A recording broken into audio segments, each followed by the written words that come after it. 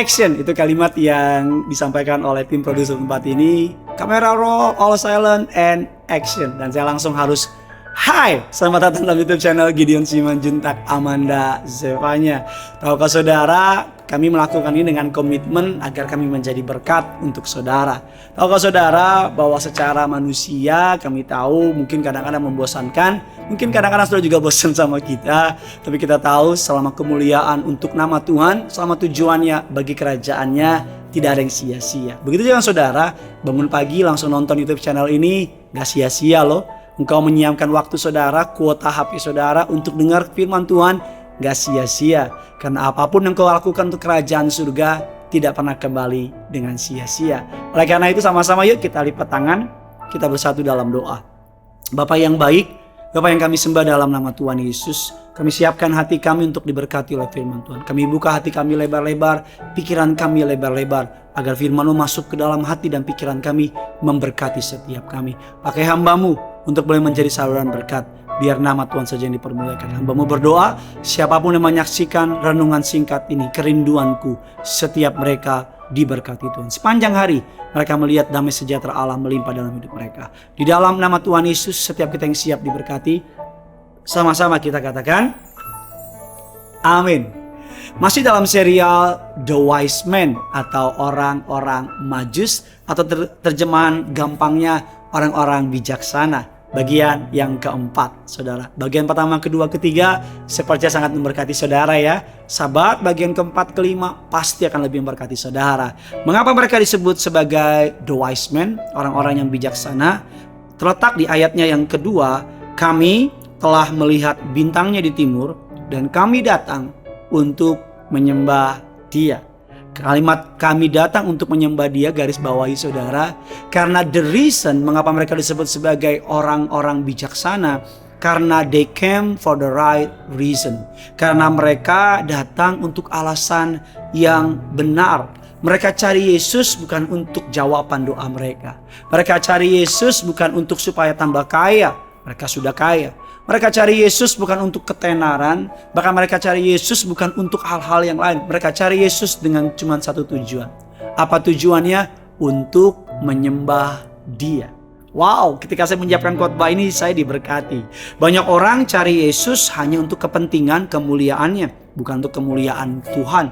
Banyak orang ikut Yesus, gak salah sih kalau awalnya karena sakit jadi sembuh, kalau miskin jadi kaya, karena punya masalah jadinya bebas masalah. Tapi Tuhan mau kita bertumbuh agar hari demi hari engkau mencari Yesus karena engkau mengasihi Yesus, karena engkau cinta sama Yesus. Engkau ke gereja bukan karena takut api neraka, tapi engkau ke gereja karena engkau gak bisa hidup tanpanya.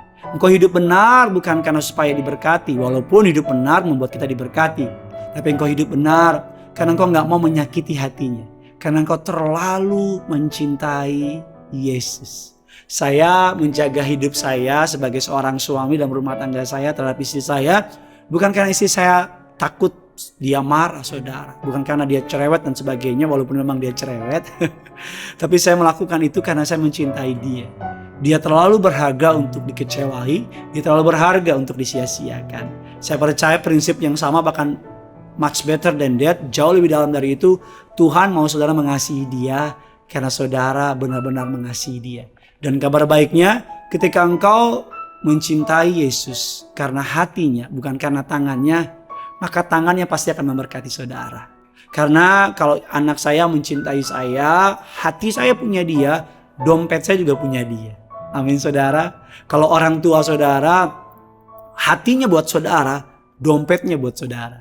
Saudara minta apa aja pasti dikasih. Kalau saudara mencintai Tuhan dengan segenap hatimu, segenap jiwamu, segenap akal budimu, maka segenap yang kau perlukan Tuhan sediakan. Jangan pakai nama Tuhan untuk kepentinganmu sendiri. Ada 3 tanda bagaimana saudara, 3 sign you are seeking your own glory, not God's glory. Yang pertama, tanda yang pertama bahwa saudara mencari kemuliaan sendiri, bukan kemuliaan Tuhan. Catat saudara. Yang pertama adalah saudara lebih memperhatikan penampilanmu daripada pengaruhmu. Your performance dan your impact.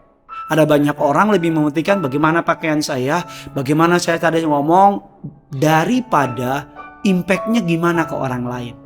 Saya selalu percaya bahwa buat apa saya khotbahnya mungkin kelihatannya lucu, kelihatannya bagus, tapi nggak ada yang bertobat. Tuhan lebih suka buah daripada yang namanya cuma sekedar omongan doang. Dia lebih mencintai yang di dalam daripada yang di luar. Tanda yang pertama bahwa engkau lebih memperhatikan your own glory, kau seeking your own glory, not God's glory, adalah saudara lebih mementingkan your performa than your impact. Yang kedua, tanda bahwa saudara lebih memperhatikan your own glory, not God's glory, adalah saudara marah ketika orang lain tidak mention jerih payah saudara. Saya akan bilang, kan gue yang kerja keras, kan gue yang bantuin. Wah, gue kan di gereja karena begini, kalau nggak ada gue nggak jalan dan sebagainya.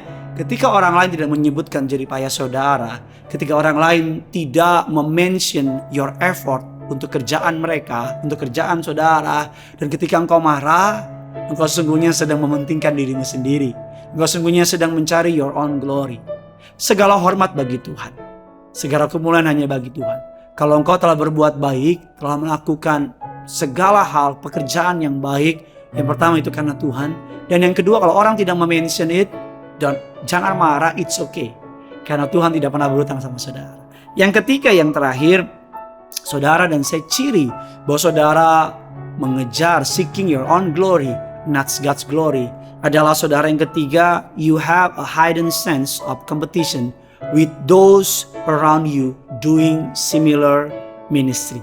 Saudara memiliki roh kompetisi di sekitar orang-orang yang melakukan pelayanan sama saudara. Saudara lihat kiri kanan, kalau belajar bagus, kalau pengen cari yang lebih baik bagus, tapi saudara berkompetisi. Wah, dia harus, kalau dia begini gue begini, kalau begini begini.